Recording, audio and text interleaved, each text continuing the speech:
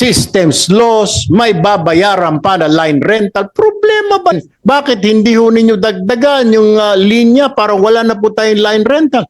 Diyos ko po, Panginoon. Mga kababayan, ito pala ang mga dahilan kung bakit napakataas ng binabayaran natin sa kuryente. Dapat panoorin ninyo ito upang inyong malaman ang buong detalye. How come sa Visayas, sa may Cebu area, may binabayaran pa po ang mga consumer natin doon na parang nagrerenta ng linya dahil kulang daw? What do you call that, Attorney Lee from NEA? Meron pong ganun na line rental kasi daw po NGCP kulang po yung inyong infrastructure. Kaya nga po kayo nandyan, kaya binigay sa inyo, thinking, nagpaginawa ng privatize po yan, yung linya, marami kayong pero mo line rental, magbabayad pa yung tao, may babayaran na siya sa Cebu na systems loss, may babayaran pa na line rental. Problema ba ng consumer? Yung pati linya ng kuryente, babaya. Alam nyo ho, I'm very disappointed, inabuso nyo yung mga consumer. Kasi walang imik si Juan, si Maria. Can you explain that to us, NGCP? Pati line rental, sinisingil sa consumer? How? Please explain. Thank you, Mr. Chair. Just to clarify po, the line rental is actually a misnomer. Any line rental paid is not actually paid to NGCP, but it's the cost, it's a premium on electricity that is cost when a line is technically overbooked because there is a power plant that goes offline, so that sources from outside but the third the island. Parang it's almost every month sa mga power bills po na nakarating sa akin, nagsumbong po sa email ko yung mga tiga Cebu na they're paying for that. Sino po binabayaran nila ng line rental? It's a premium po on generation. Yun na nga po kasi nga ang sinisisi naman ng mga sa generator, distributor, kulang po yung facility kaya nagre-renta dahil nagka-clog na raw dahil sa dami ng gumagamit. Ang tanong ho natin, bakit hindi ho ninyo dagdagan yung linya para wala na po tayong line rental? Diyos ko po, Panginoong kumbayan, meron ng systems loss, may babayaran pa siyang line rental, patong-patong na po yung binabayaran niya. Mr. Chair, natitrigger po yung line rental, quote-unquote, pag nagkaroon po tayo ng unplanned shutdown ng mga planta.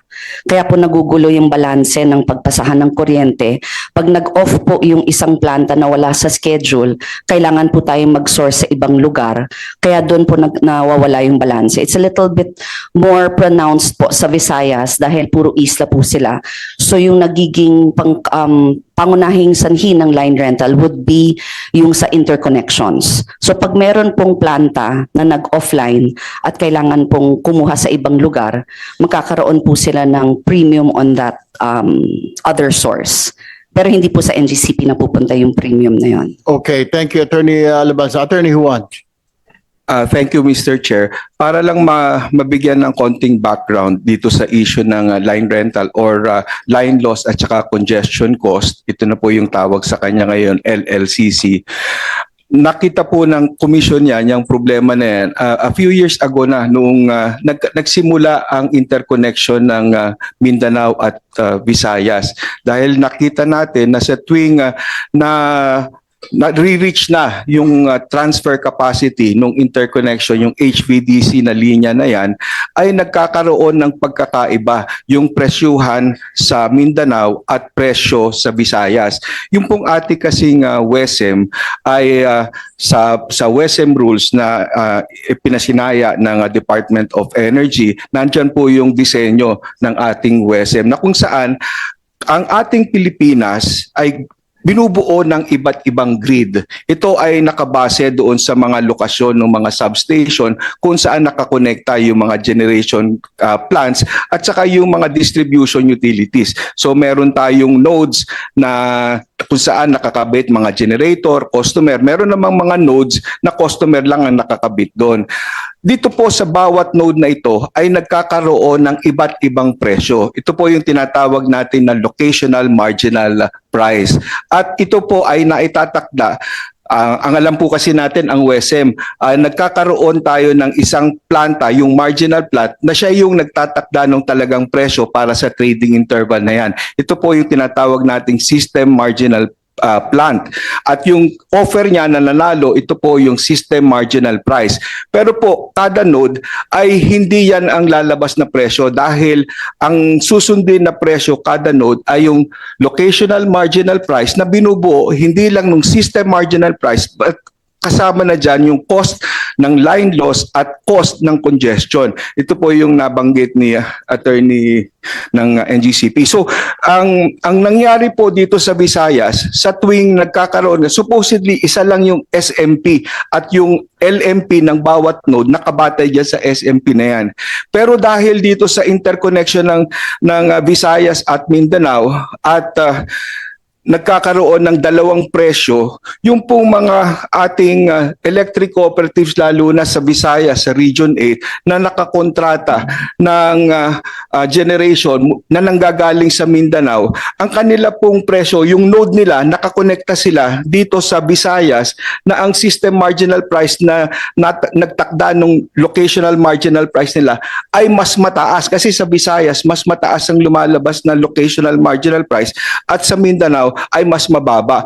Yung pong line rental ay kinakalkula batay doon sa kanilang bilateral contract quantities na nakontrata mula doon sa planta sa Mindanao at ang nangyayari po ay kumbaga dahil hindi nakatawid yung mas murang nakontrata nilang generation mula sa Mindanao, ang nagsupply po nitong kuryente na ito na kanilang actual na ginamit ay yung mga plantang nanggaling sa Visayas na nagtakda naman ng system marginal price dyan ay yung planta ng Visayas na mas mataas. So ang nangyari po, ang talagang gastos ng ating mga electric cooperatives sa Visayas nakabatay dun sa presyo na yan nung planta ng Visayas. Pero ang babayaran naman nila actual kasi nakontrata nila yung sa Mindanao na planta, ang babayaran nila batay doon sa presyo ng nasa Mindanao na planta na mas mababa. So nagkakaroon naman po dahil yung line rental ay ginagamit natin pambalanse. Ibig sabihin lang po nito, dapat makolekta mula doon sa mga customers, mula sa mga distribution utilities, yung amount na sasapat para mabayaran yung planta na dapat bayaran. At dahil po sumosobra naman ang nakokolekta mula doon sa ating mga distribution utilities sa Visayas, at ang ibabayaran naman nila sa Mindanao ay mas mababa, nagkakaroon po tayo ng tinatawag na net settlement surplus. At ito po supposedly ay ibinabalik doon sa kung sino ang nagbayad. Unfortunately, Mr. Chair, Chairman Juan, hindi po gano'n na nangyayari. Wala naman sila nakukuhang refund. Paano ho yan? Naibubulsa lang. Kaya nga po masaklap nga ho doon. Bakit sila ang magbabayad?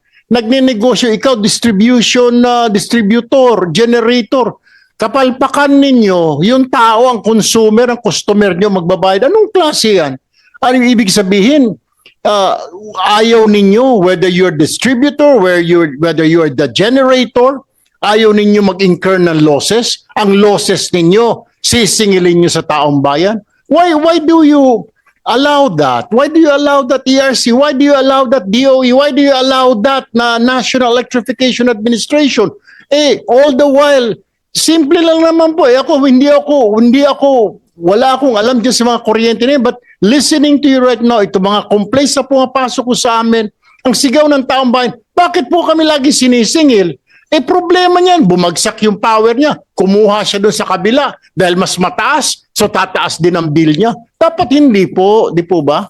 Kung ano man yung single talaga sa kanya, yun lang. Kasi sasabi mo, maganda, may refund na ito. Hindi nga po wala nga akong refund. Yun ang masaklap doon na Attorney Juan.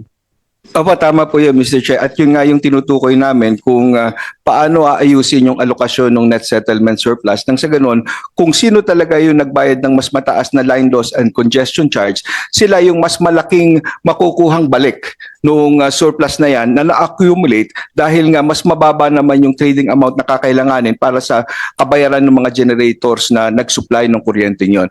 Ito po ay nasa final na yung aming evaluation dahil po mayroong pending sa amin din na petisyon ang IMOP at ito po ay talagang aagarin namin ang aksyon para maayos na po yung nangyayari sa Visayas lalo na po.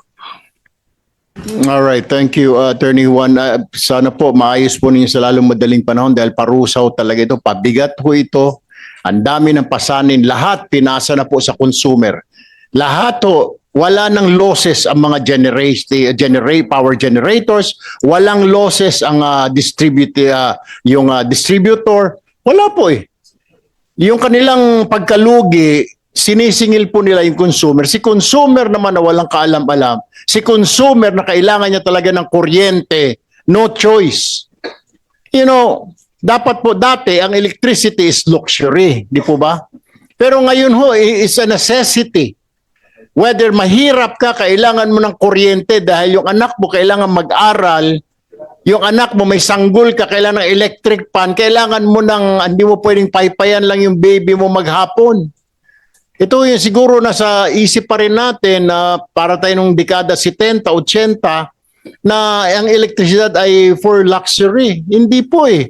It is a necessity now. Electricity. Para na rin po itong bigas. Para na rin po itong pagkain. Why do we have to do that? Lahat ipapasa natin sa taong bayan. This is very, very unfair. Dapat nang matanggal ang mga hindi kailangang singil na nagpapabigat sa ating bayarin, para naman gumaan ang gastos ng bawat Pilipino. Kaya hindi na nakapagtataka na marami na ang lumilipat at nagpapakabit ng solar system para makatipid. Iyon lamang mga kababayan, muli maraming salamat sa inyong oras at tiwala.